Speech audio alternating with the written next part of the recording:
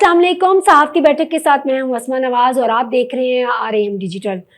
जिस तरह के हम जानते हैं कि गुज़िश्ता 48 घंटों में पाकिस्तान में अहम मामलात हुए हैं। इराक़ची साहब जो है, अब्बास इराक़ची साहब, वो आए और दो ख़ास दौरे किए, उन्होंने मुलाकातें की। इसके हवाले से हम बात करने के लिए बहुत कुछ अहम ख़बरें लेकर आए हैं। लेकिन हमने अमेरिका में भी एक बड़ा वाक़या देखा।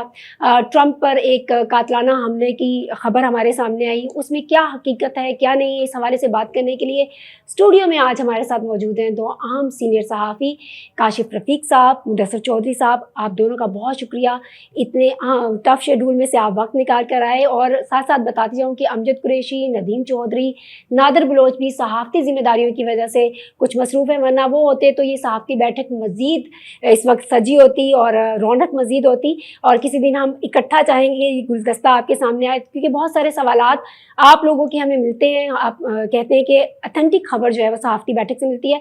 आगाज़ करूँगी काशिफ साहब आपसे। जिस तरह के हमने देखा कि 48 घंटे बहुत अहम रहे, पाकिस्तान ने एक सालिसी का किरदार बहुत ही बेहतर तरीके से जो है वो अदा किया, लेकिन कुछ दूसरा मरहला जो है वो ताख़ीर का शिकार रहा, फिर हो नहीं सकी, कोई बात बन नहीं सकी। लोग ये कह रहे हैं कि शायद जंग बंदी अब वक्ती है और फिर कुछ ना कुछ मामला ख़राब होने की तरफ जा रहा है।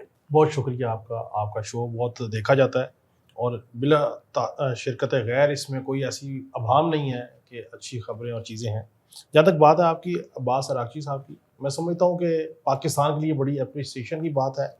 ये जो तासुर दिया जा रहा है कि जी दूसरा दौर हो नहीं सका और हम इंतज़ार करते रह गए, ये सारा वो तासुर है जो भारत की तरफ से एक प्रोपेगेंडा सोशल मीडिया पे किया गया, उसको लेके चले। असल मामला ये है कि ईरान और अमेरिका दोनों इस बात पे कन्विंस हैं कि पाकिस्तान से बेहतर सालिस कोई नहीं है। इस बात पे दोनों फरीक कंफर्म हैं कि फील्ड मार्शल आसिम मुनीर साहब और prime minister of Pakistan Mohammad Shahbaz शरीफ साहब वो शानदार काम कर रहे हैं।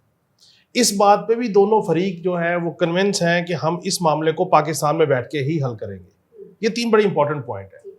अब उसमें 47 साल का एक तनाज़ा है। अगर कोई ये कहे कि 47 घंटों में हल हो जाएगा, ये बहुत मुश्किल चीज़ होती है।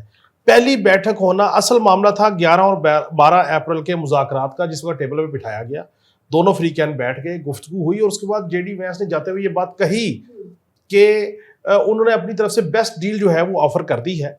अब उस बेस्ट डील को ईरान कैसे एब्जॉर्ब करता है, उस पर क्या रिएक्ट करता है, ये ईरान के मामले पे है। उसके बाद फील्ड मार्शल आसिम मुनीर साहब ईरान गए, उन्होंने गुफ्तगू की, हर चीज़ हुई और उसके बाद अब नाए हुर्मुज़ खुल गई। अब ईरान जो है वो क्यों लेतो लाल से काम ले रहा है बैठने से, उसकी वजह और कोई नहीं, खुद अमेरिका की अपनी पॉलिसी है।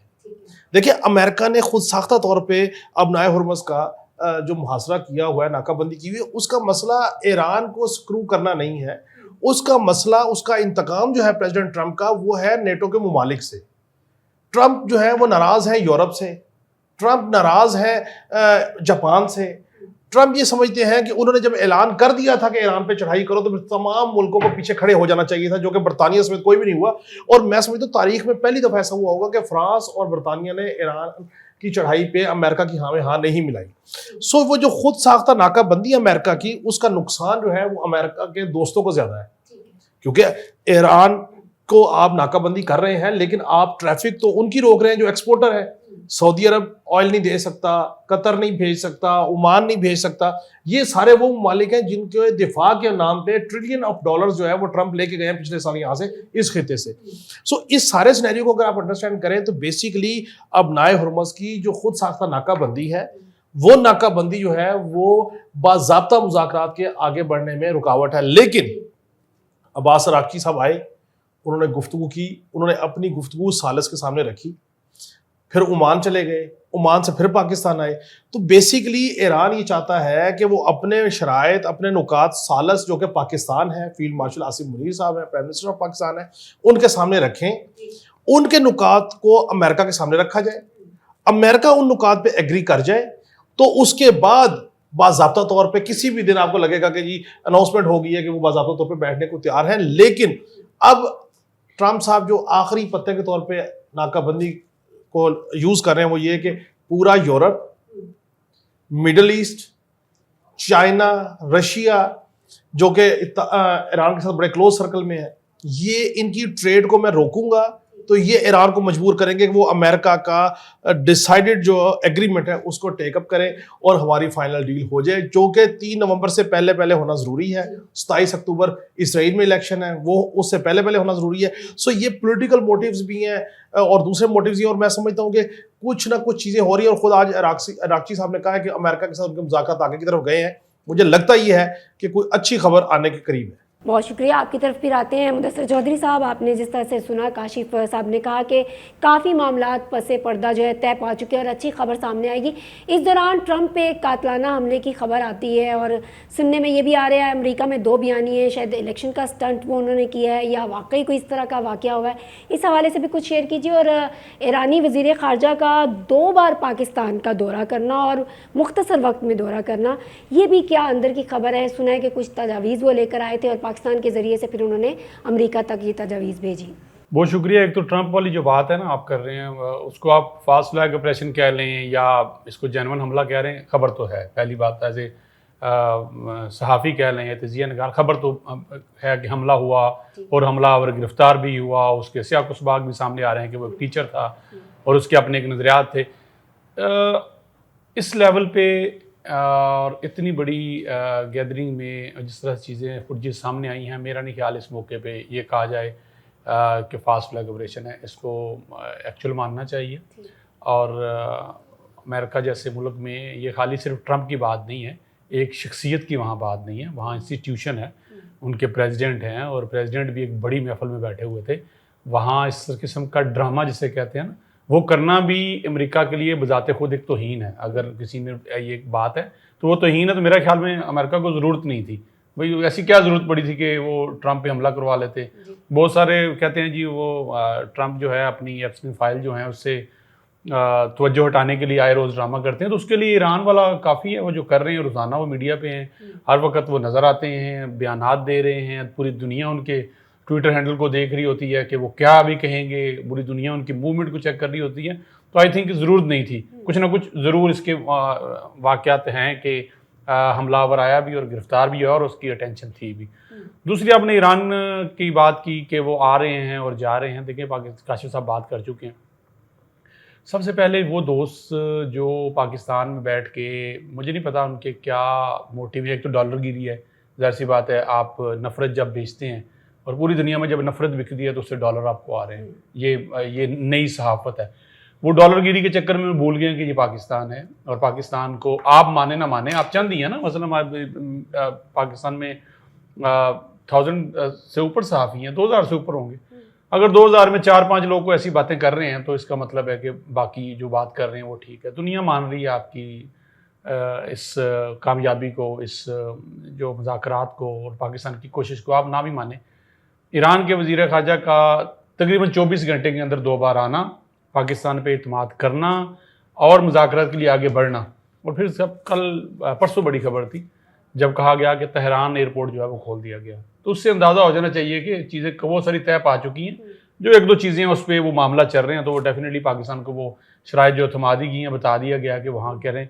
اور ٹرمپ کا جو بیان آ جانا کہ ہم 18 گھنٹے کا سفر کیوں کریں، ہم فون پہ بات کر لیں گے، تو اس مین کہ کافی ساری چیزیں آگے جا چکی ہیں. اب دونوں ممالک جو ہیں، عاصمہ صاحبہ، دونوں کے پاس پلان بھی نہیں ہے. ٹھیک ہے نا. ٹرمپ کے پاس پلان بھی ہے کہ وہ اس سے وہ کرے، اس نے نکلنا اس جنگ سے. اور ایران کے پاس بھی نہیں. حقیقت ہر مسلمان کو اور ہر وہ اس شخص کو جس کے ایران کے ساتھ محبت ہے، وہ جو ہے بھی، وہ یورپ بھی محبت کر رہا ہے، مثلا اس کا سمپتی اس کے ساتھ ہے کہ ایران کے ساتھ غلط ہوا ہے. یہ حقیقت ماننی چاہیے کہ ایران کی جو بڑی قیادت ہے وہ اس وقت دنیا میں نہیں ہے. ٹرمپ نے جو کہا اس حوالے سے اس وقت بڑی قیادت ان کی جو ایک اوپر لیئر تھی ختم کر کے ایک نئی لیئر جو ہے وہ موجود ہے. اور ٹرمپ بار بار جو ان کو پریشر کرتے ہیں، جو کہتے ہیں بیانات آتے ہیں کہ ٹرمپ کے بیانات نے ہمیں پریشان کر رکھا ہے اور آپس میں لڑائی وہ کروا دیتے ہیں ان کے بیانات.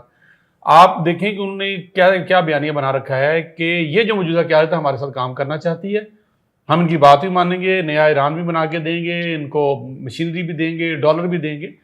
تو دونوں فیس سیونگ ہیں. دونوں نے اپنی عوام کو بتانا ہے کہ ہم نے مذاکرات کیوں کیے. کل کو جائیں گے نا، کل جب اناؤنس کریں گے جنگ بندی ہوگی تو ٹرمپ کو بتانا ہوگا کہ اس نے جنگ کیوں شروع کی تھی اور اس کے بعد کیا حاصل کیا. کیا وہ جو 2200 لوگ جو ہیں ان کو شہید کرنے کے لیے، مارنے کے لیے گیا تھا، کیا حاصل کر کے ہے؟ تم تو کہتے تھے وہاں پہ یورینیم ہے، تم کہتے یہ بڑے دہشت گرد ہیں، وہاں انسانی حقوق کی پامالیاں ہیں. کیا لے کے آئے ہو. اسی طرح جب آپ ایران کی بات کریں گے تو ایران کو بھی جواب دینا ہوگا کہ بھائی اتنے لوگ بھی آپ شہید ہو گئے, ایران کے اندر تباہی ہو گئی, آپ کی ٹاپ لیڈرشپ چلے گی, تو آپ کیا مذاکرات کر کے آئے ہیں. تو یہ اب سلسلہ جو ہے جو ہم روزانہ بیانات سنتے ہیں نا وہ ہے.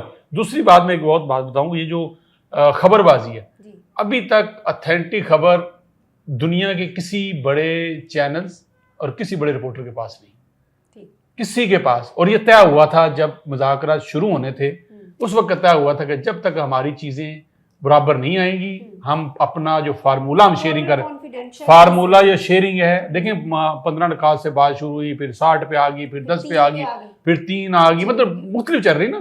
ابھی تک کسی دنیا کے بڑے بڑے چینلز ہیں, اب بڑے رپورٹرز بیٹھے ہوئے ہیں, یہاں ٹیمیں ان کے رپورٹرز آ کے وقت کی کمی ہے اس لیے آپ کو میں روک رہی ہوں. کاشف صاحب, مدثر صاحب, پاکستان نے بہت اہم کردار ادا کیا, سفارتکاری اپنی بہترین کی. سننے میں یہ آ رہا ہے کہ ایک نیا دفاعی بلاک بننے جا رہا ہے, کیا اس میں ایران حصہ بنے گا اس کا؟ اور ہم کیا دیکھتے ہیں کہ مستقبل میں جو الیکشنز پاکستان میں بھی آنے والے ہوں اس پہ کیا رد عمل آئے گا ان سب چیزوں کا؟ آپ اور چودھری صاحب سم اپ کریں 2 لائنوں میں. ایک میں جلدی سے آپ کی اجازت ہے کہ جو چوہدری صاحب کہہ رہے تھے نا کہ جی ایران امریکہ کی جو کانفلکٹ ہے کسی کے پاس کوئی خبر نہیں ہے, تو میں تو یہ کہہ رہا ہوں کہ ایران امریکہ وار کے one and only spokes person ہے, اور اس کا نام ہے پریزیڈنٹ ٹرمپ.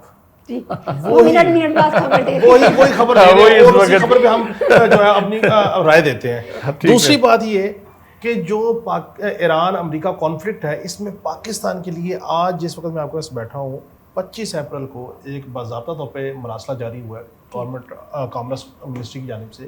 آپ کے دیکھنے والوں کے لیے ایک نیوز شیئر کرتا چلوں, جو کہ پاکستان ایران ٹرانزٹ کوریڈور ہے. ٹرانزٹ کوریڈور جو ہے وہ نامینیٹ کیے گئے ہیں, اس کے روٹس, ایک اس میں کراچی ہے, ایک گوادر ہے, ایک تافتان ہے. یہ وہ ڈیزگنیٹڈ روٹس ہیں جن کے ذریعے ایران سے پاکستان, ٹرانزٹ روٹ کا مطلب یہ ہے کہ ایران اپنے گوڈز جو ہے وہ ان روٹس کے ذریعے آگے بھیج سکتا ہے اور یہاں منگوا سکتا ہے. تو میں سمجھتا ہوں یہ پاکستان کی اکانومی کے لیے کوئی بہتری ہے. جہاں تک پالیٹکس کی بات ہے, دیکھیں پالیٹکس میں 27 اکتوبر سے پہلے اسرائیل میں جنرل الیکشن کروانا ضروری ہے. نیتن یاہو کے اوپر کرپشن کے ایلیگیشن ہے. نیتن یاہو چاہتے ہیں کہ ان کا اس سارے معاملے پہ یہ ایج رہے کہ انہوں نے اتنی بڑی جنگ لڑی ہے اور اس جنگ کے تناظر میں وہ ان کا ہونا ضروری ہے تاکہ وہ اپنا اگلا الیکشن سیدھا کر سکیں, جس طرح مودی ہمیشہ اینٹی پاکستان کمپین کر کے اپنا الیکشن سیدھا کرتے ہیں. اب ٹرمپ صاحب کا مسئلہ یہ ہے کہ ٹرمپ صاحب کو 1 مئی کو دوبارہ کانگریس سے یہ سٹیمپ لگوانی ہے کہ ایران کا کانفلکٹ جو ہے وہ کنٹینیو رہے گا, جس کی وجہ سے انہوں نے سیز فائر کر دیا کیونکہ ان کو پتا تھا کہ کانگریس الاؤ نہیں کرے گا. نمبر 2, 3 نومبر وہاں پہ مڈ ٹرم الیکشن ہے, اور اگر مڈ ٹرم الیکشن میں ٹرمپ صاحب کی پارٹی جو ہے وہ لوز کر جاتی ہے تو پھر ان کو خاصی سفوکیشن ہوگی. سو یہ پولیٹیکل محرک ہے, اور اس پولیٹیکل محرک کو حاصل کرنے کے لیے, ان اہداف کو حاصل کرنے کے لیے بنیادی طور پہ یہ ساری کانفلکٹ کیے گیا ہے. تو میں ذاتی میری رائے ہے کہ مودی, نیتن یاہو اور ٹرمپ یہ 3 وہ شخصیات ہیں جن کے اہداف سیاسی ہیں اور اسباب جو ہیں وہ انہوں نے کانفلکٹ کے کریٹ کی. جی چودھری صاحب, جس طرح سیاسی بیانیاں تو وہ بنا رہے ہیں اور ہم دیکھتے ہیں کہ یہ اہم بھی ہے, لیکن اس کے باوجود جو بات کی ہے کاشف صاحب نے کہ اس وقت پاکستان کی پوزیشن ہمیشہ, دیکھیے پاکستان, اسما آپ کا بڑا سوال ویلڈ ہے. پاکستان آج سے اگر 2 سال پہلے چلے جائیں پیچھے تو پاکستان کہاں تھا بات کرنے کی؟ ایز اے پاکستانی جسٹس چھوڑتے ہیں, ایران کو چھوڑیں, امریکہ کو چھوڑیں, ان کی لڑائی ہے, وہ لڑ بھی لیں گے, صلح بھی کر لیں گے. پاکستان اس وقت کہاں تھا؟ کیا دنیا میں پاکستان کا اس طرح سے نام سنا تھا؟ آج دنیا بھر کے 3000 کے قریب چینلز اور اس سے ڈبل کر کے جو اخبارات ہیں, اس کے پہلا جو پیج ہوتا ہے اس پہ یا اسلام آباد لکھا ہوتا ہے یا پاکستان لکھا ہوتا ہے. وہاں کا آرمی چیف کا نام ہوتا ہے یا ہمارے, ہاں, ہم دنیا بھر میں جس انداز میں پاکستان, دیکھیں میں پھر بھی شخصیات کا نام پھر نہیں رہا, میں پاکستان کی بات کر رہا ہوں. یقیناً شخصیات کوشش کرتی ہیں, فیلڈ مارشل نے کوشش کی, اسحاق ڈار صاحب کا نام بھی ہمیں نہ لینا چاہیے, شہباز شریف صاحب, ان سب نے کوشش کی. اور جب سے یہ جب چینج ہوا ہے, عمران خان صاحب کی حکومت چینج ہوئی, PDM آئی, اس کے بعد نگران سیٹ اپ آیا, تو یہ سارے کرتے کرتے آج پاکستان کا مقام دنیا بھر میں دیکھ لیں کہ پاکستان ثالث کے طور پہ ہے.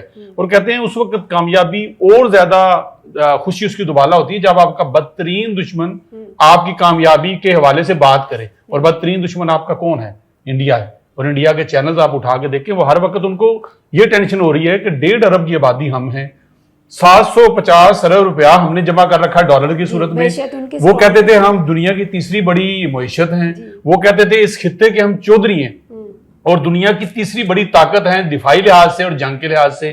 پاکستان نے 9 مئی کو وہ ایکسپوز کیا کہ آپ کچھ بھی نہیں ہیں, اور جھوٹے چودھری کی جان چھڑائی اس پورے خطے سے, بلکہ پوری دنیا کو چھڑائی, اور پوری دنیا میں ان کا جھوٹ بے نقاب کیا. ان کے جو جے شنکر تھے جن کے بارے میں بڑا کہا جاتا تھا, یہاں بڑا ان کا آئیڈلائز کیا جاتا تھا کہ بڑے سمارٹ ہیں, انگلش بڑی اچھی بولتے ہیں, انڈیا کا بیانیہ بڑا اچھا رکھتے ہیں. دنیا کے سامنے پاکستان نے ایکسپوز کیا, پاکستان کے میڈیا نے الحمدللہ ایکسپوز کیا کہ ان سے بڑا جھوٹا آج تک کوئی نہیں. اب یہ جو معاملہ ہوا, دیکھیں ایران انڈیا کتنا قریب تھا, اور ایران کو بھی اندازہ ہوا کہ میرے ساتھ میرا دشمن کون ہے, میرا دوست کون ہے. مسلم ممالک آپس میں قریب آئے. کاشف صاحب نے بڑی خبر سنا دی کہ راستے مل رہے ہیں عام لوگوں کو بتانے کے لیے کہ ایران ساڑھے راستے تو گزر کے اپنی چیزاں دنیا کو بچائے کرے گا. تو یہ ساری چیزیں دیکھا جائے تو پاکستان الحمدللہ اللہ نظر بد سے بچائے, پاکستان اس وقت پیک پہ ہے. اور آخری پیغام میں ان لوگوں کے لیے دینا چاہوں گا جن کو کسی شخصیات سے مسئلہ ہے, ان کو صرف اتنا پیغام دینا چاہوں گا کہ پاکستان کو کسی بھی شخصیت کی ضرورت نہیں. کلمے کے نام پہ بڑا ہے, ہاں جو اس کے لیے اچھا کرے گا اس کا نام ویسے ہی رہتے پاکستان تک رہے گا. جیسے ہم قائد اعظم رحمۃ اللہ کا نام لیتے ہیں, علامہ اقبال کا نام لیتے ہیں, ڈاکٹر عبد القدیر کا نام لیتے ہیں, یہ وہ چند لوگ ہیں جن نے پاکستان کی خدمات سر انجام دی. آج اگر یہ لوگ جو اقتدار میں اچھا کام کر رہے ہیں تو یقیناً یہ دنیا بھر میں ان کا نام رہے گا. جب تک پاکستان رہے گا, پاکستانی رہیں گے, نام رہے گا, اور پاکستان الحمدللہ ہر گزرتے دن کے ساتھ بہت شکریہ. آپ دونوں نے وقت دیا اور بڑی اہم خبریں ہمارے ساتھ شیئر کی, اور جس طرح سے مدثر صاحب نے بات کی کہ پاکستان کا نام رہتی دنیا تک قائم رہے گا. پاکستان نے یہ واضح کیا کہ الحمدللہ اللہ کے کرم سے ایک کامیاب ملک کے طور پر سامنے ابھرا. اور جس طرح سے میرے دونوں سینئر صحافیوں نے انتہائی ذمہ داری کا مظاہرہ کر کے یہ بتایا کہ پاکستان کا میڈیا بھی اس جنگ میں جو ہے وہ ذمہ داری نبھاتے ہوئے ہمیشہ سچی اور کھری خبر دے رہا ہے, اور ان معاملات مذاکرات کے حوالے سے بھی ہمیشہ ایک پرفیکٹ اور ٹروتھ بیسڈ جو نیوز ہمیں سننے اور دیکھنے کو ملی. آپ کا بہت شکریہ, آپ دونوں نے وقت دیا. اسی طرح سے ہمارے پروگرام صحافتی بیٹھک کو آ کے سجاتے رہیں. ہمارے ساتھی صحافی آتے ہیں. آپ لوگوں کی آمد کا ایک بار پھر پوری ٹیم کی جانب سے میں شکریہ ادا کروں گی, اور دیکھتے رہیے RIM ڈیجیٹل TV. مجھے اسما نواز کو, میری ٹیم کو دیجیے اجازت. پاکستان زندہ باد, پاک فوج پائندہ باد. اللہ حافظ.